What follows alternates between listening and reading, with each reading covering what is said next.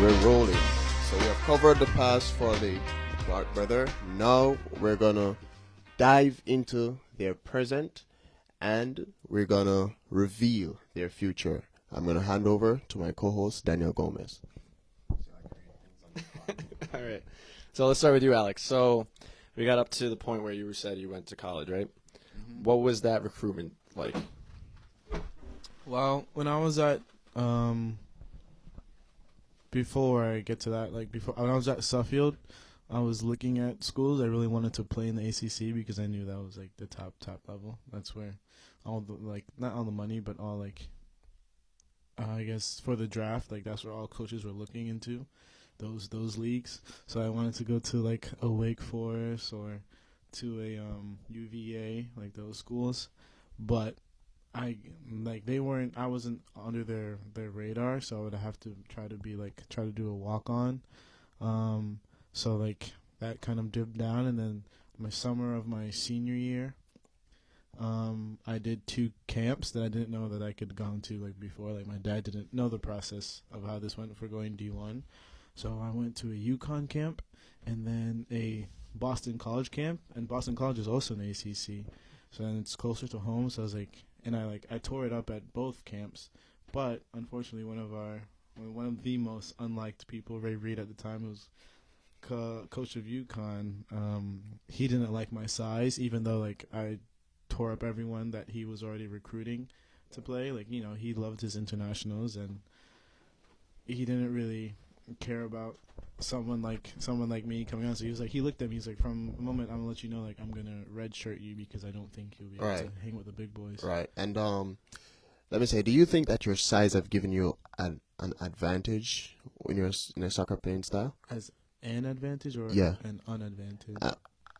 Advantage. It makes you better. I mean, soccer is played on the ground at the end of the day, so I don't care how tall you need to be. Yeah. As long as you have strong legs and you're smart enough to play the ball quick. It's not like a game of holding on to the ball. It's a very simple but difficult game. You give it and you get it, give it and you get it. Yeah. I mean, you could be good enough to dribble and stuff like that, but it's just how smart you are, not about how big you are. I think it makes them better. Of course. It's funny that you bring up Coach Reed too. I think he did I don't think he did a great job as the UConn coach. He looked by a lot of players, right? A lot of talent. 1,000%. And so when I went to BC, which Ed Kelly was the coach at the time, and I tore it up there as well, and they wanted to give me an offer, but when they heard that UConn was also one of my offers, they kind of backed out of the race, and I didn't really get to hear from them as well.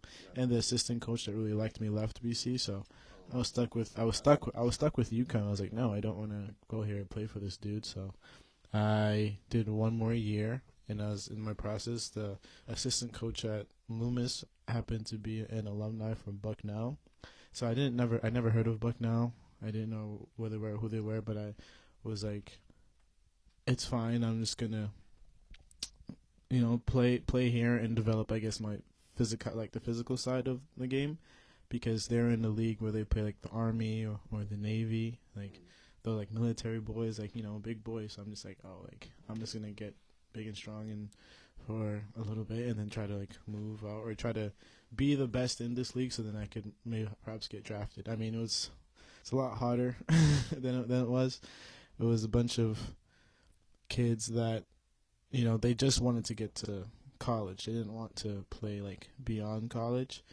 And then which was fine for the most part. I still got to play against some really good competition throughout my 4 years, especially playing against UNC, which was terrible. We'll touch on that. Terrible experience. But I mean, it was a good experience for me. I would say a terrible experience for everyone else, just because I would say that's when reality hit for them, in a sense of there's levels to this D1 type of stuff. There's low D1 and high D1. I wouldn't say it was necessarily a low D1, but it's the first game of the season. I've had 3 different head coaches during my 4 years at Bucknell. That's a lot. Right, so it was just a crazy turnover from that standpoint. But there were good kids at my time at Bucknell who actually one of my teammates, he also actually played with Red Bulls. He was the other kid that didn't get much playing time. He actually played right back for them. He was there when I left, and he was very good. He's Matt Thorsheim, and his older brother Chris Thorsheim. He played Red Bulls and was good enough to play overseas. So it's kind of in a way a small world, but it's really what you make of it. So I never look down about damn, why did I go to Bucknell? I wish I never done this. No, I don't think about that. And I love the guys that I met.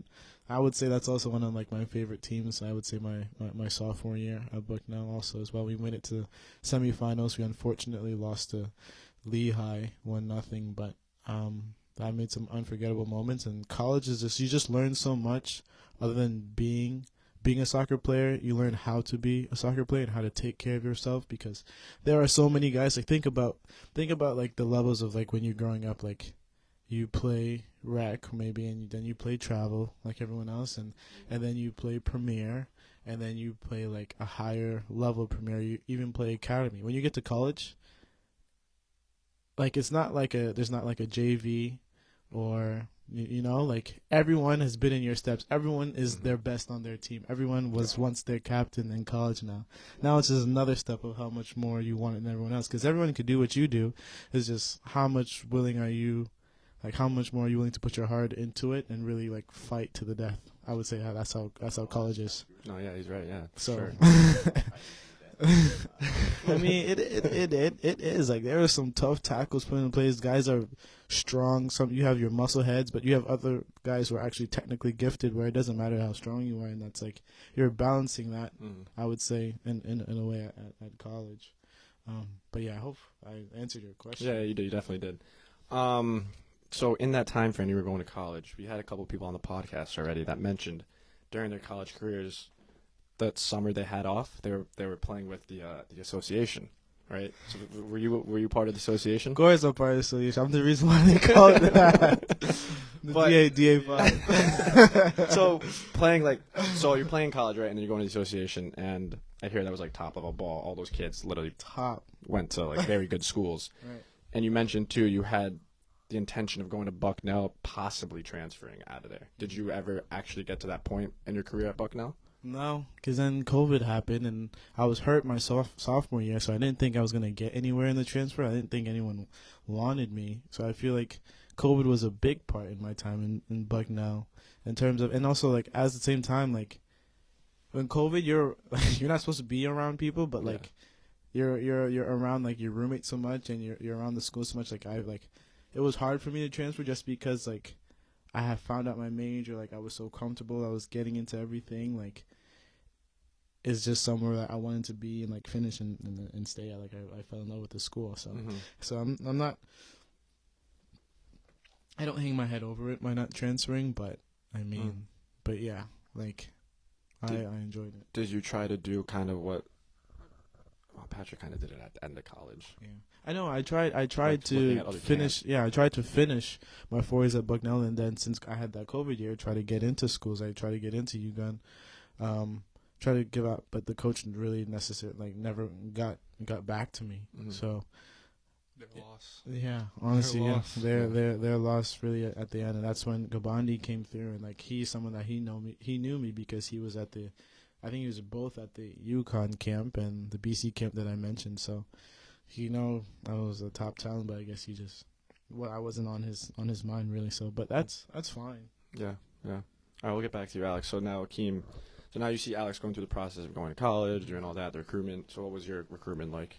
Yeah, so as I mentioned before, similar to Alex, I had always wanted to play at the highest level in college, and that was at the time ACC.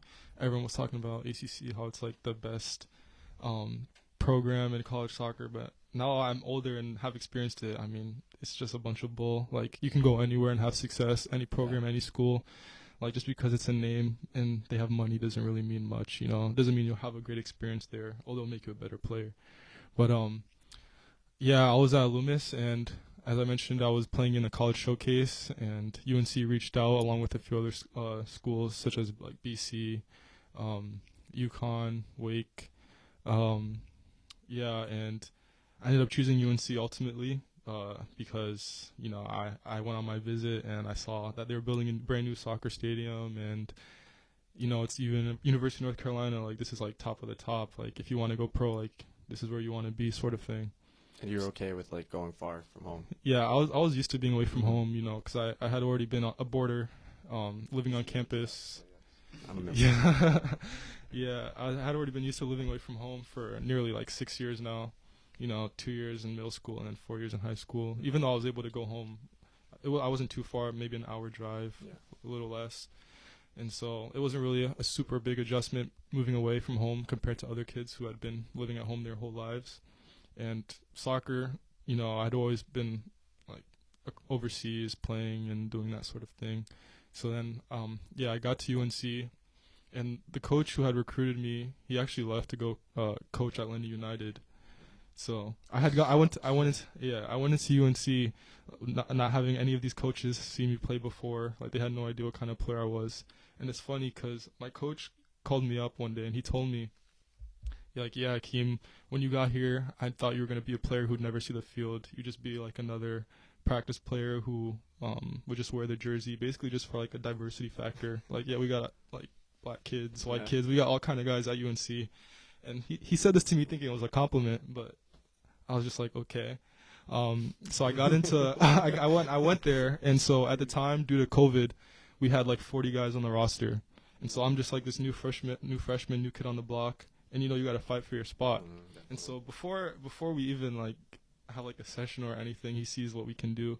He splits the teams up into 3 teams. So you have the first team, the guys who are subbing, and the reserves, who he calls the extras. Like, he straight up calls you extras. Like, this guy's insane. And so I'm over there with the extras or whatever, and I'm doing what I got to do. I'm fighting for my spot, and they see like, oh snap, this kid has potential.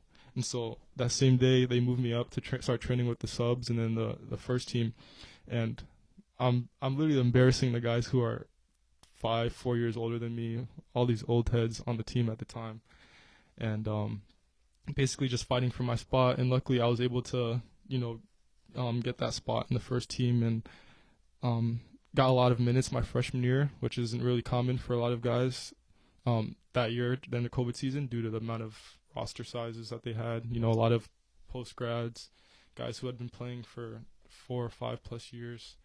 But freshman year, it went well. We made it to the College Cup, and I gained a lot of experience playing. It was a big jump playing in college, because I wouldn't say I've been playing soccer my whole life, but when you get to college, you realize the business side of it, as Alex said. Sure. Like, coaches sort of treat you like you're expendable, especially when you play at a program like UNC, because it's like, when you're at UNC, they know they can just find someone else. Yeah, Exactly. They have like every kid in the world wanting to go here, so they kind of treat you like you're expendable in a way. But you just gotta get used to that and realize, like, if you really want it, then you gotta work for it, obviously. So then freshman year goes well. We make it to the College Cup. I score my first collegiate goal in the NCAA tournament, which was it a screamer? It was a good goal. Let's go. It was a good goal. It wasn't a screamer, but It was just well placed. but it was probably the highlight, I'd say, of my entire UNC experience, was scoring that goal.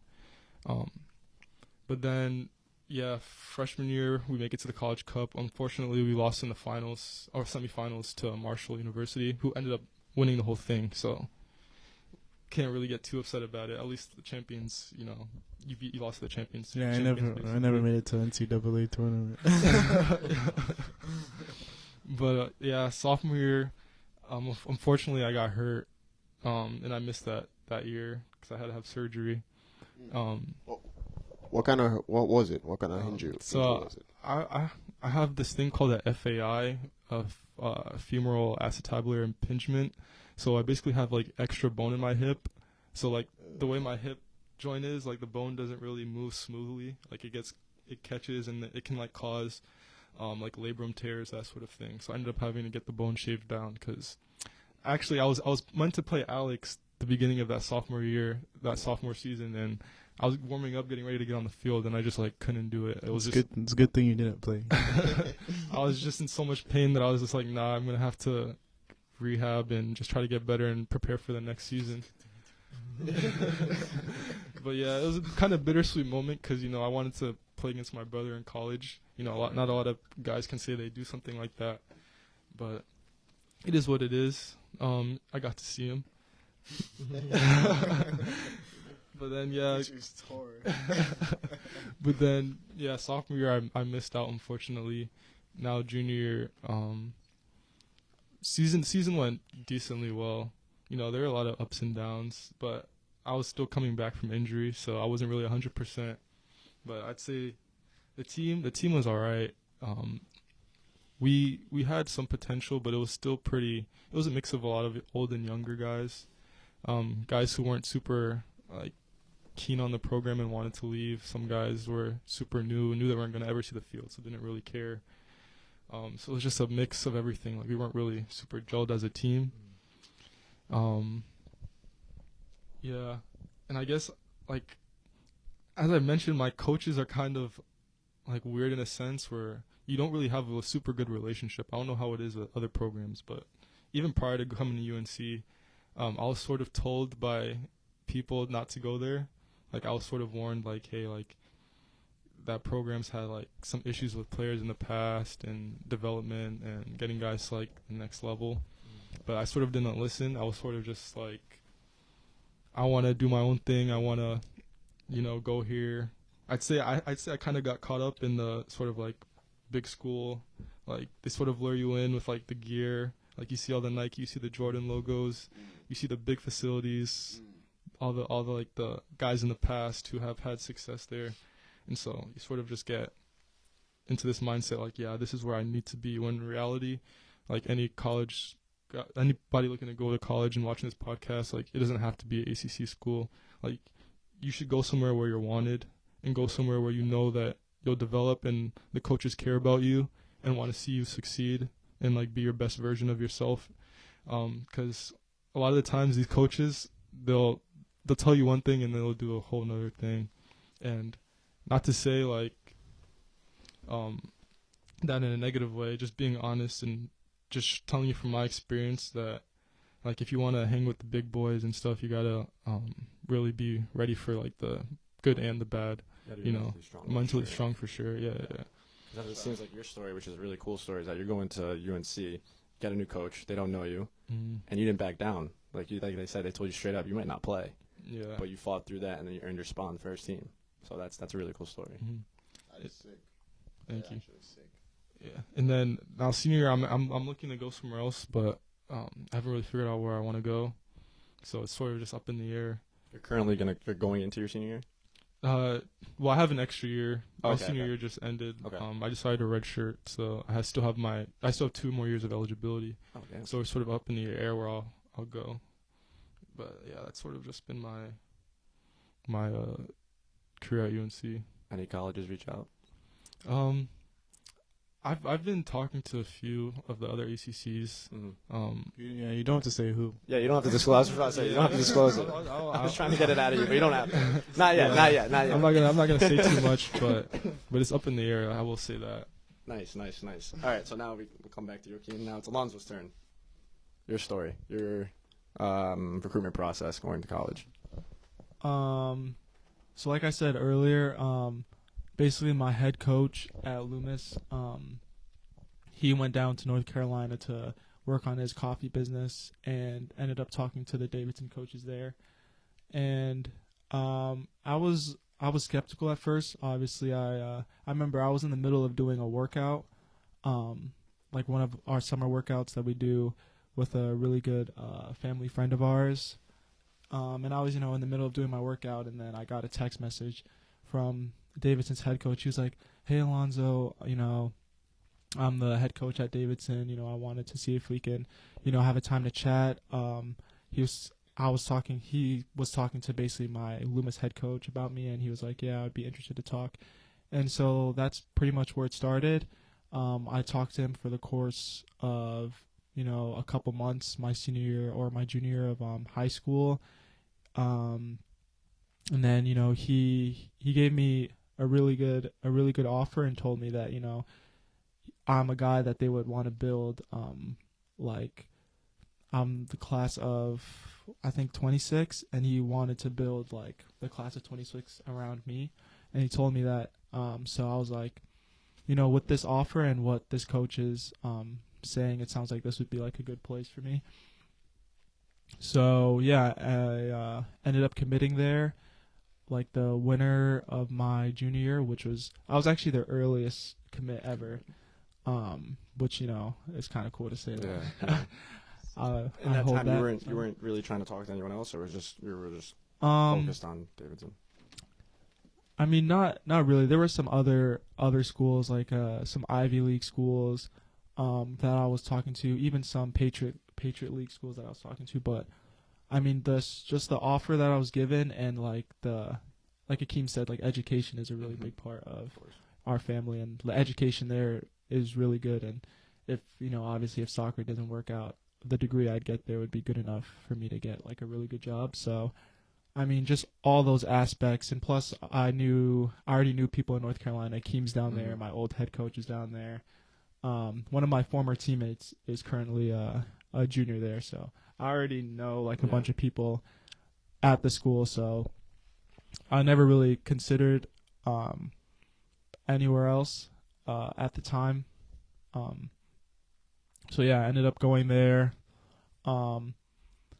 I didn't know how much I'd like it. I kind of went in there with the mentality that, I'm probably going to be like, this is probably going to not be the highest level.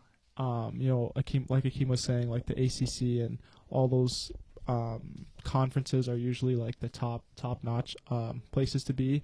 So when I went down there, I was like, I'm going to be the guy, and I'm basically going to run the show. But once I got down there for preseason, I noticed that. So when the head coach that recruited me, he was like the new coach, right? And before him, Davidson really wasn't like that big of a program.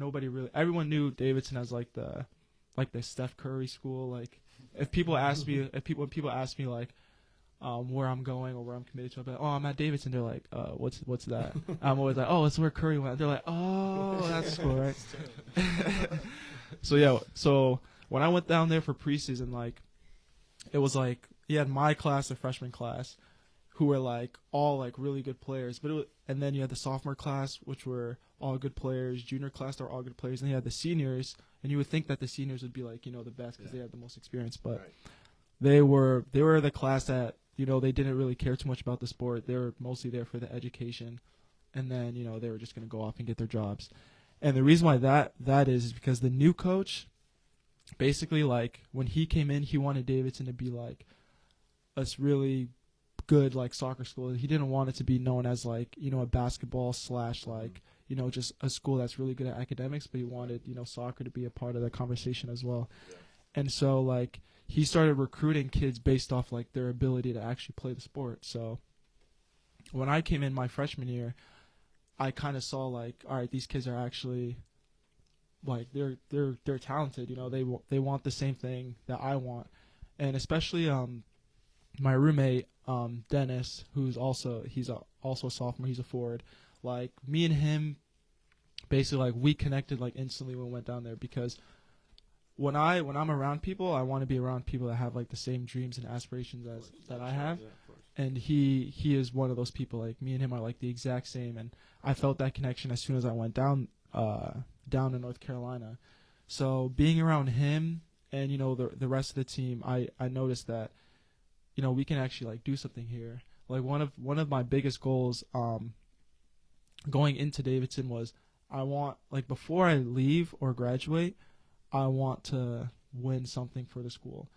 Because during my recruitment process, like even like my coaches would tell me, like my senior year coach, like he told me that like my junior year and my senior year, like they both told me that, or both years I was told that they never thought I'd be good enough to like play. Cause I started out playing left back when I went to high school. So they told me that they never thought I'd be good enough to play in the midfield, right?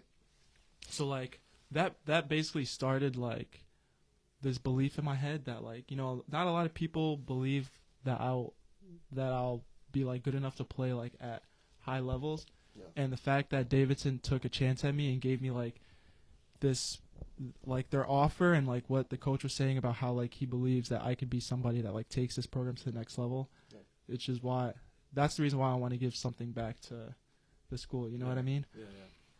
So yeah, my freshman year, we did all right. Not as well as I'd want to do. I think we finished ninth in our conference. Our record was like 6-9-3, I think. But we had 5. There was a point in the year where we had 4 freshmen starting, which is not, that's not really typical. That's not typical. It was mostly our starting 11 was mostly freshmen and sophomores, so we were like a pretty young team. Mm-hmm. But the good thing about that was this year, my sophomore year, everybody from that team last year came back. So we didn't really have to start like a rebuilding process. We got straight into like, the nitty-gritty of what we wanted the season to look like. And so my sophomore year, we did a lot better my freshman year. Like we were like 5-0 at the beginning of the year. There was a point where we were receiving top 25 votes in the NCAA.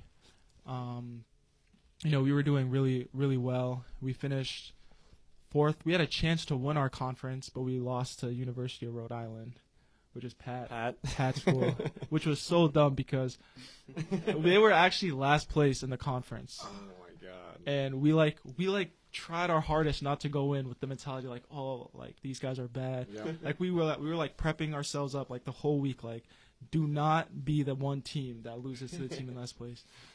And we had the chance. Like it's hilarious thinking about it, but I was in so much pain when it happened.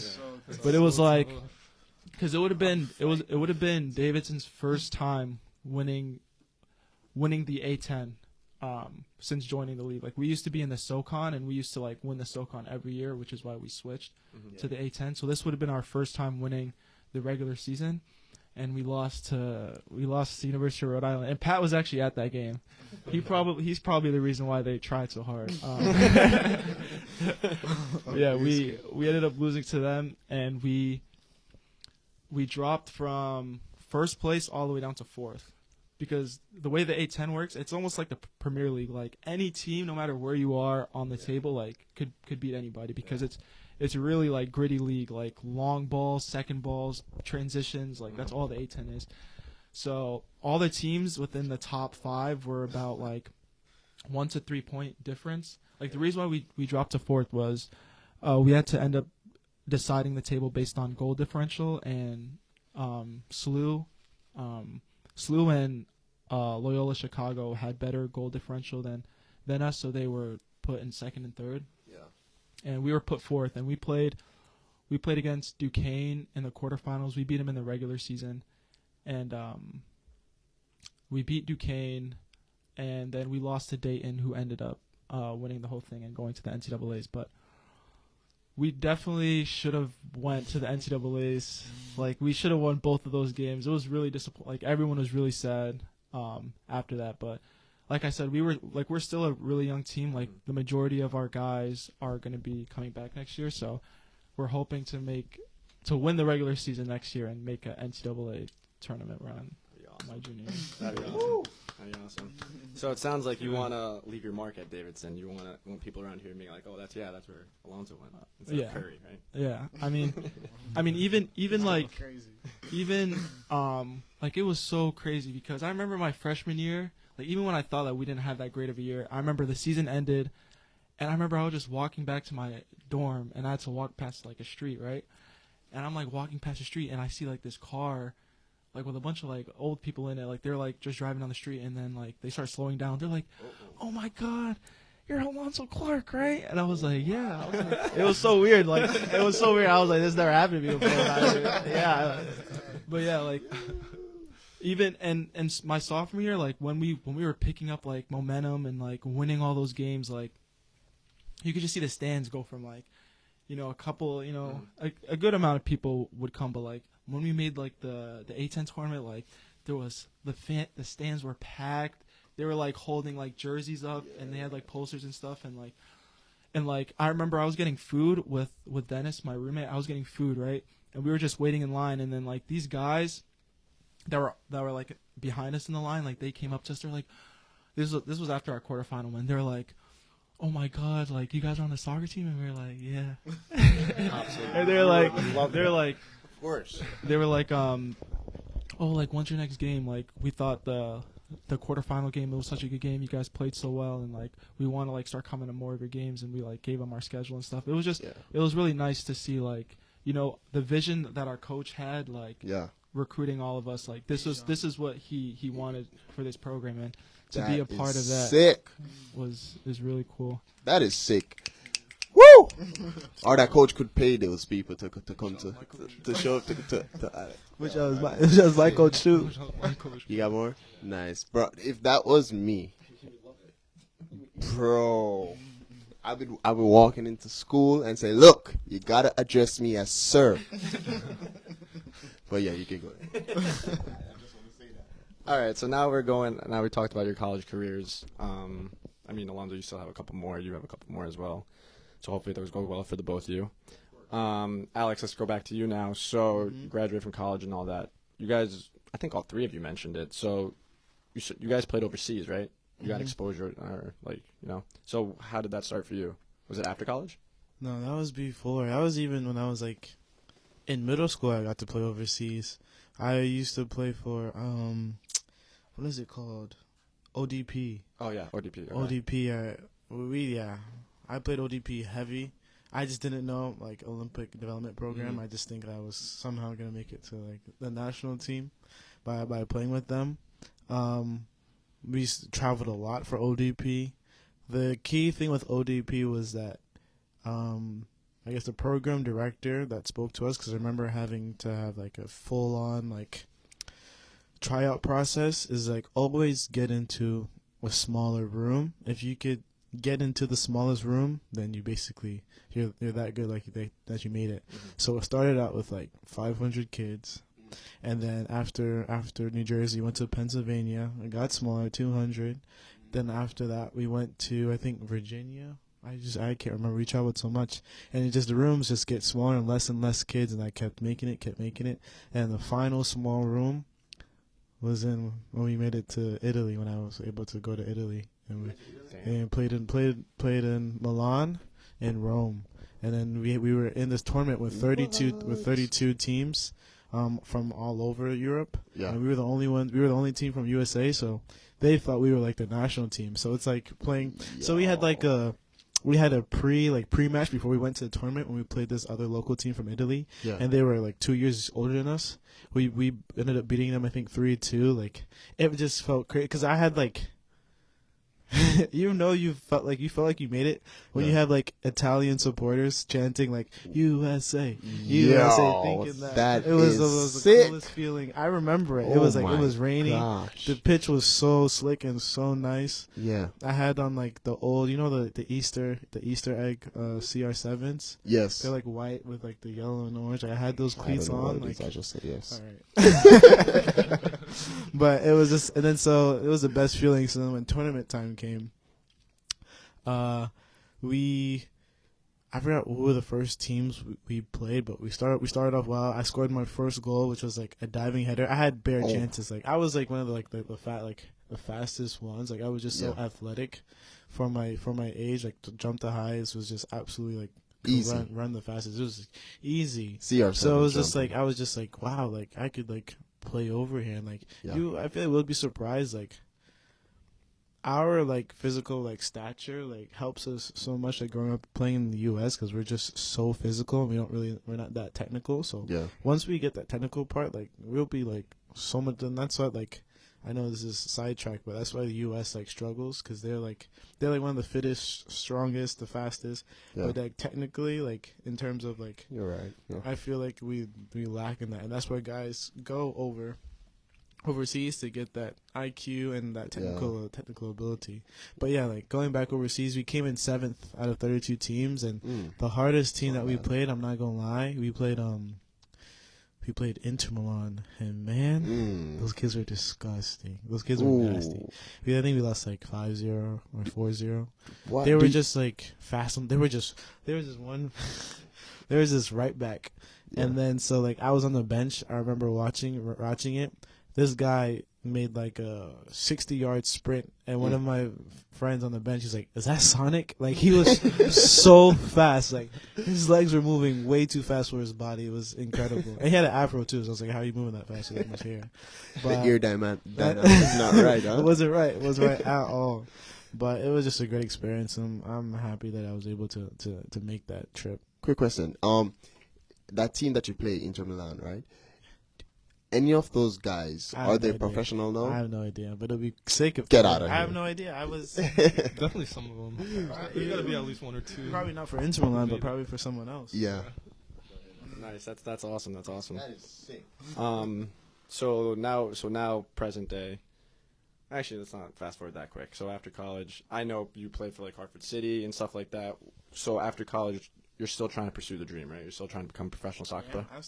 I still want to play and like stay fit because I don't know what opportunity might come my way. Yeah. Like playing with like KO, like if when we make it to our next promotion and once we get to the finals, like I want to play against those like MLS2 teams, like see what I have, like I would just it's just a dream that I've always I won't put it too far behind. I mean, yes, like I have to make a little money and like provide for myself, but I still want to play. Mm-hmm. Yeah.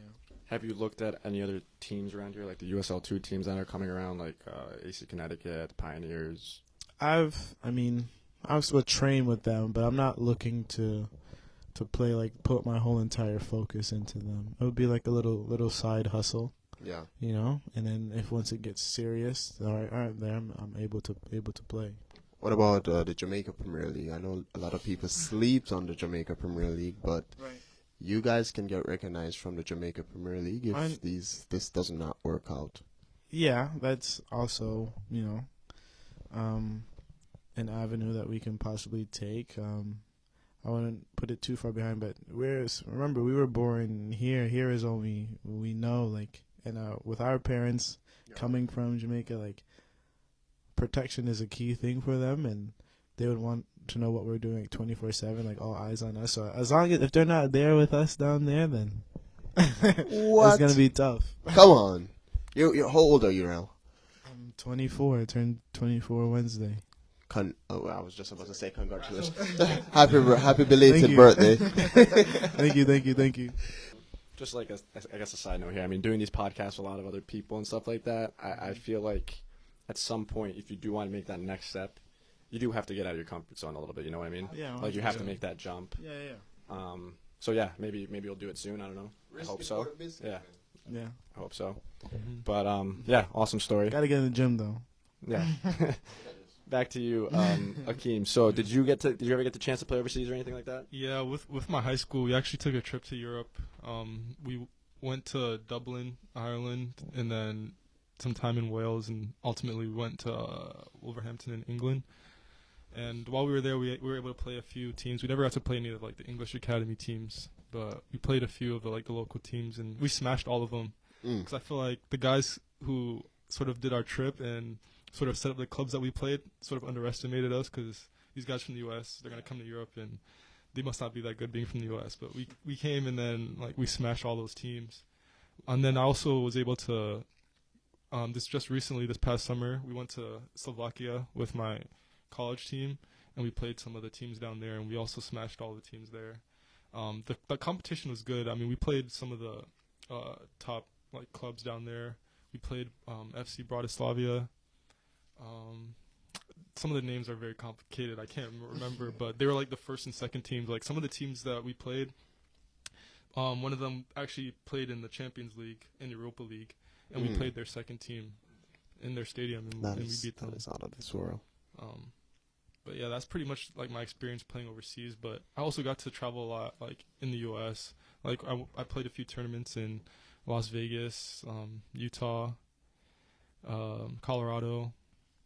So California, I was able to do a lot of traveling in that sense. Utah sounds boring, but the other ones sound nice. Yeah, we got to see. We visited Zion National Park. I mean, outside of the soccer stuff, there's a lot to see in terms of like just being able to experience what it's like being in those places in those states. Sure. So yeah, nice. And then now going into your, like you said, you have 2 years as eligibility for college. Yeah. So that's your goal right now. That's your plan. Yeah. Nice. Like just watching Alex go through his stuff, do you have any other like avenues you might want to take, or? Yeah, I mean, I wouldn't like be opposed to going overseas and like taking a risk and trying to find clubs and teams to play with there. I mean, whatever it takes, like I would definitely be willing to try it out and attempt it. You know. Nice. Yeah, for sure. Cool. Last, Alonzo, your turn. Did you get to play overseas anywhere? Yeah. So my senior year of high school, I had posted like this mini, like it wasn't even really like a mini highlight tape, but like it was like a couple photos and a couple highlights of like my senior year, and I posted it to my Instagram just like just for fun, because I like looking back on like good stuff I did and fun moments I had. And then, I posted, not thinking too much of it, and then like a day or like a couple of hours later, I get like a DM on Instagram from this team called FC Westchester United out of New York. And I'm not thinking too much of it. The guy's like, "Oh, hey Alonzo, I'm the head coach, or I'm Coach Antonio from Westchester United FC, and we see your highlights, and we believe you'd be a really good fit like for our club." And I was like I didn't think anything of it. I was just like, "Oh," and then he mentions like, "Oh, we take this trip to Italy and we play in this thing called the Via Reggio Cup." Yeah. Right? And you know who Ciro Immobile is? Yes. He basically played in that club. He played in that cup. Like a bunch of Italian like pros play in that cup. Yeah, it's like a really big tournament in Italy. And I'm like, That's probably the one I went to. and I'm reading it, and I'm like, there's no way this random guy. Like I go on like the Instagram account, and it doesn't, like it looks legit, but it's just like it's too good to believe. Like there's no way this guy's It's like, a DM, you're not. It's like there's no way this guy's randomly DMing me on Instagram talking about bringing me to Italy. But I'm just like, you know what? I'm just gonna show my dad like the text. So I show it to my dad, and he's just like, text him back. Like, what's the worst that's gonna happen? Yeah. So I like text him back. I'm like, "Oh yeah, I'd be interested." And he's like, "Okay." And then he sends me like basically like a schedule of like these practices in New York. So basically how it worked was every week they had 2 training sessions, probably like Monday and Wednesday. And basically like how Alex's ODP experience was, you started with like a big pool of kids, like probably like 100, 200 kids. Right. And then like each time you make it, like the it gets smaller. And so I was in the middle of my senior year of high school. Like I was training with my club team Juventus, and like I wasn't thinking that I was gonna go to these training sessions all the way in New York just to make some team that I don't even know if it's real, you know? So I remember one day I told my dad, I'm like, "Oh, one of the training sessions are later today. Like, would you be able to bring me?" And I didn't think my dad would have actually done it because, he had work, he had coaching and all that stuff. And the drive was almost 3 hours every time. And so he's like, "Okay, I'll take you." So we end up taking the trip up to New York, and we get there, and it's like a bubble, like the Sports World bubble almost. Yeah. And we go inside, and it's like a big facility, and like a bunch of fields, but they're all like divided. And like the first field that we saw when we walked in, it was like almost like a corner league, like a bunch of like older like Hispanic guys just like training. Yeah. So I was like, "Wait, where am I?" Yeah.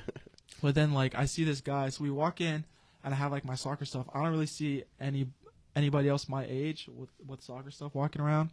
So I'm like standing there like looking at my dad, and then this guy like ends up calling me. He's like, "Oh, are you here for tryouts?" So I'm like, "Oh yeah, I am." And then he like grabs me and like walks me over to like the furthest field on the other side. And then I see like a bunch of kids, and these kids have like Barcelona like kits. Like I'm like full Barcelona now. I'm like, "Nah, like where am I?"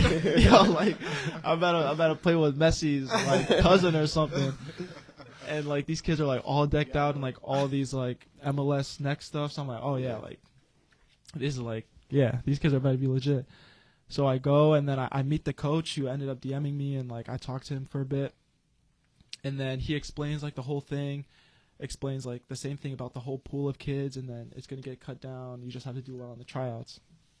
So we end up playing. I play well. I make every single trial thing or whatever, and then ends up getting to like the final selection of kids. And then actually some of the kids were like my teammates were this guy KK before. He played at Taft, so I played against him like all through high school, and now he plays at Notre Dame. He was one of my teammates that also he made it to the final team. So that group of kids, which was mostly made out of New Yorkers that played in the area, we all ended up making it and making the trip to the Via Reggio tournament, which was like, so we flew out to Milan, and then once we landed, we got like a duffel bag with like jerseys, training tops, like rain jackets, socks, like cut socks. For free? Grip socks, yeah. What? Well, the trip, like actually getting there, we had to pay, but as far as like that gear that we were given, like it was all like given from the club. So yeah, we got to we landed, and then we had to drive we got like a coach bus, and we drove like 5 hours south to like this nice beach with a boardwalk. Like our hotel was like right on a boardwalk. So as soon as you walked out of the hotel, like you had the beach, and then you had like a bunch of like stores and stuff. And what we did was we would get like these electric scooters. It was really cheap, compared to the US dollar. So we would just like get these scooters and like just scoot around the whole boardwalk like for hours. It was so fun. That's but nice. In terms of playing, we played against AC Milan, we played against Parma, we played against Cadarese, which is in the third tier of Serie A, and it was really good competition. Our first game was against AC Milan, and we were up 1-0. Yeah. But we were doing like, it was just like the excitement of actually playing there was like, it got like the better of us, honestly, because even though like it didn't really feel like we were like in a game, it felt like we were like in a dream. Like the fans, the stadium was like packed, like they were like beating on drums and stuff. There was like little kids like shaking like cages.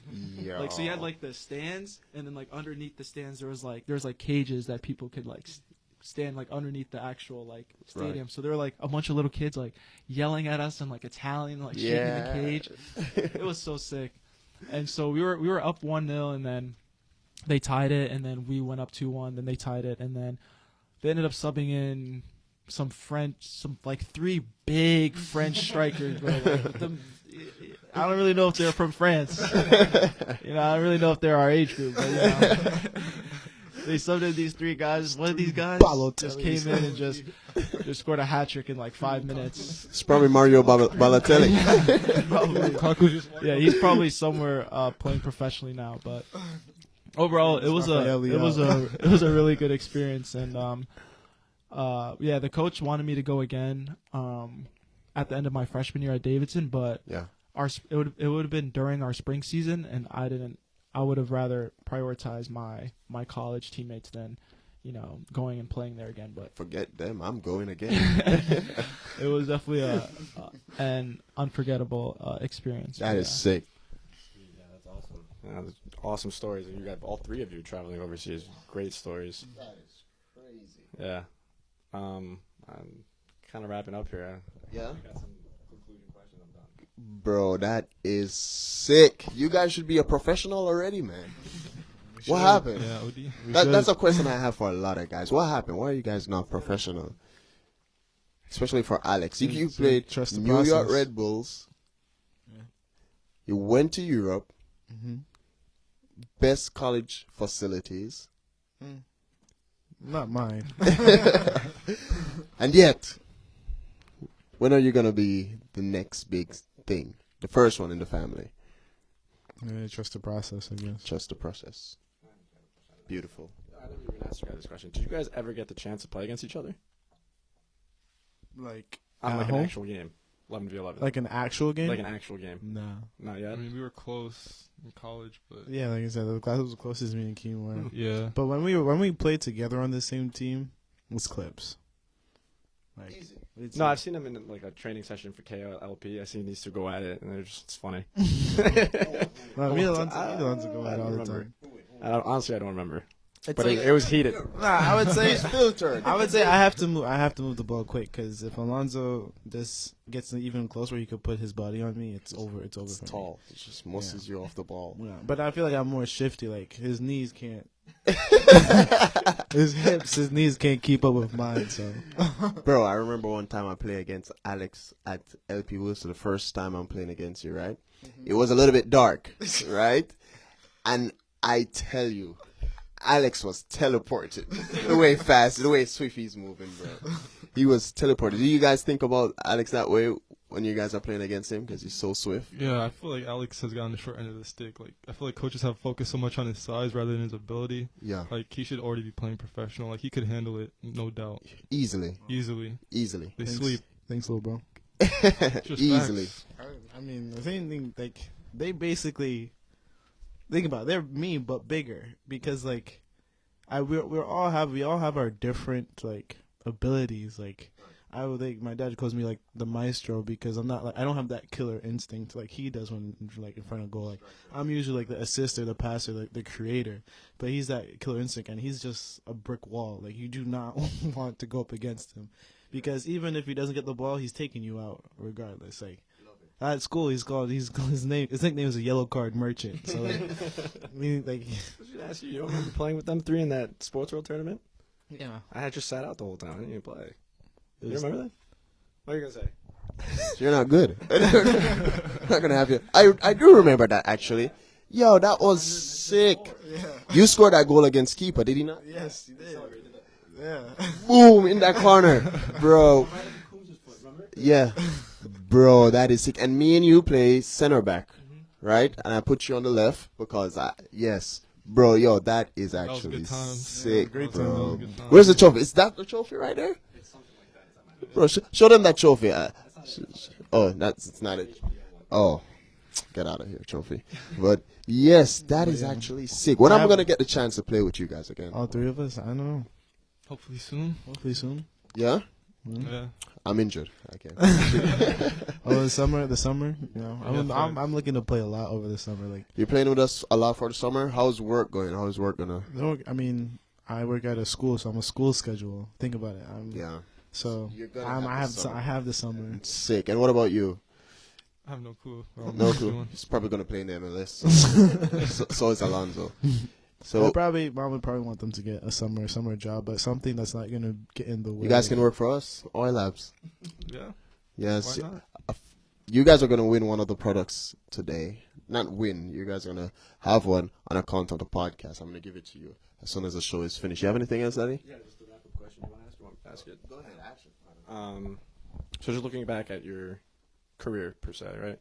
Mm-hmm. What's a message you would give to the younger generation coming up right now? Each of you probably have separate ones, so. Based on my journey, it would be I mean, this is something that my dad says too, but be proactive rather than reactive. Don't wait till the last minute to make a move, because if you do, it'll catch up and bite you in the ass. Just be more not necessarily outgoing, but just be on your toes like you're on the field. Really, always be able to know your next move, know your next step, like before you get the ball. I know I'm really using like footy as a way of visualizing things, but that's, I would say, to put it in best terms, that's my future message. You know. Yeah, I'd say just be disciplined. Like, if you know what you want to do, discipline is a big key factor. You know, there's a lot of distractions, a lot of things that might sway you off the path of what you want to do. So the big thing is discipline and just always staying consistent. Consistency is key. Like, it might sound cliche, but that's the way we all got to where we are. You know, just always making sure to work hard, train hard, both on and off the field. Stay humble, work hard, never give up. Like, they all sound cliche, but those are the difference between making it and not making it, being successful and not being successful. So that's pretty much my message. Beautiful. What I would say is nobody's gonna believe in you more than you believe in yourself. That's right. So, no, regardless of who says that you can't do anything. If they don't think you can play in a position, if they don't think you could go to a certain school, if they don't think that you're ever going to get playing time, you shouldn't let any of those messages bring you down as a player, because at the end of the day, if you believe in yourself, you don't need anybody else to believe in you. That's right. Yeah, also last one, but just trust the process, and by that, I feel like we're very religious through our mom. Like trust God, because He's always has a plan. Amen. So that is it, and that's time. So continue watching and stay dreaming. I don't need to tell you something.